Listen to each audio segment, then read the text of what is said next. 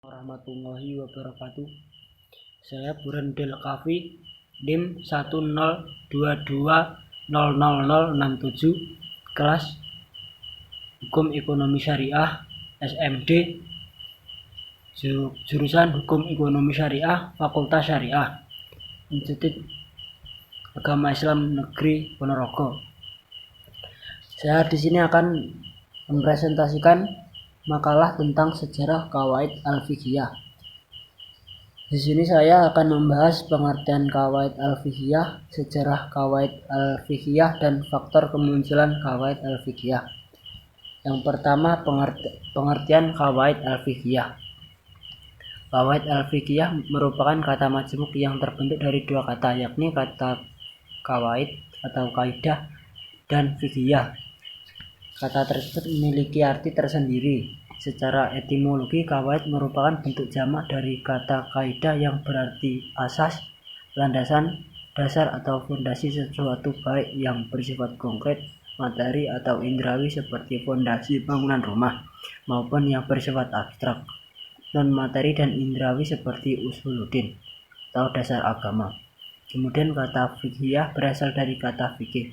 Secara etimologi, fikih berarti pengetahuan, pemahaman, atau memahami maksud pembicaraan dan perkataannya. Sedangkan secara terminologi, pengertian Qawaid al-Fiqhiyah adalah suatu hukum yang bersifat universal yang dapat diterapkan kepada seluruh bagiannya agar dapat diidentifikasi hukum-hukum bagian tersebut darinya. Selanjutnya, sejarah Qawaid al-Fiqhiyah. Menurut Ali Ahmad Al-Nadwi, secara garis besar ada tiga periode penyusunan Qawaid al-Fiqhiyah, yaitu periode kelahiran, pertumbuhan sampai pembukaan, dan penyempurnaan. Pada awalnya, cikal bakal kemunculan Qawaid al-Fiqhiyah bersamaan dengan hadirnya Rasulullah SAW melalui hadis-hadisnya yang menjelaskan dan merinci ajaran Islam yang bersumber dari wahyu Allah. Bahkan tidak jarang beliau juga menerapkan suatu hukum yang belum disebutkan ketentuannya secara eksplisit dalam Al-Quran. Pada masa tabi'in dan imam madhab, gaya Nabi semakin banyak dicontoh dan menginspirasi mereka untuk berlomba-lomba membuat kaidah yang dapat memudahkan mereka dalam mengelompokkan masalah-masalah fikih sehingga dapat cepat merespon problematika kasus-kasus hukum yang semakin banyak bermunculan. Sedang di kalangan mazhab, kaidah-kaidah fikih ini banyak dimunculkan oleh pengikut mazhab Hanafi dan Syafi'i. Qawaid Fiqhiyah menjadi satu disiplin ilmu tersendiri pada abad 4 Hijriah dan dimatangkan pada abad-abad sesudahnya. Ketika ruh taklid menyelimuti abad ini, ijtihad mengawali masa stagnasi dan para ulama menjadi kurang kreatif. Hal ini ditambah dengan adanya kekayaan fikih yang melimpah. Dengan dibukukannya hukum-hukum fikih dan dalil-dalilnya, juga banyak mazhab membuat mereka cenderung hanya melakukan tarjih atau menyeleksi pendapat-pendapat ulama terdahulu yang paling kuat argumennya. Selanjutnya, faktor kemunculan Qawaid Fiqhiyah. Faktor yang membawa terbentuknya kaidah fiqhiyah ini adalah peranan para ulama dan mujtahid.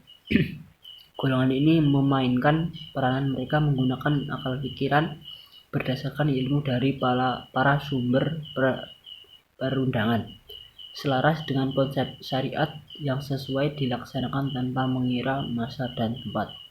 Justru itulah para mujtahid berusaha dengan beristihad untuk memahami nas-nas dan mempraktikkan kaidah-kaidah yang umum terhadap masalah furu' yang baru dan senantiasa muncul. Sebagai contoh, melalui konsep al-qiyas, istisan, uruf, serta berbagai sumber lain lagi. Oleh karena itu, apabila terdapat hukum furu' yang sama illah atau sebabnya, ia digabungkan dalam kaidah umum yaitu qawaid al-kulliyah al-ammah. Kaidah ini merupakan kaidah umum serta menyeluruh yang meliputi semua hukum, buruk, dan segala bahagianya.